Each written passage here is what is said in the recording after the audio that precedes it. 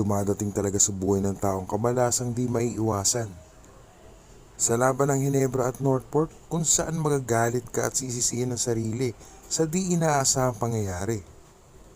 Sa play na ito kung saan nakakuha ng foul mula kay William Navarro si Justin Brownlee. At kung maipapasok niyang tatlong free throw ay tatabla nga sa 170 ng score.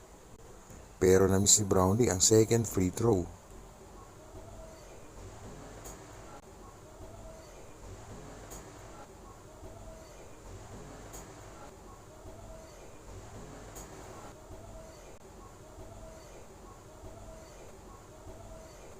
At sa play na ito kung saan nadulas nga si Brownlee.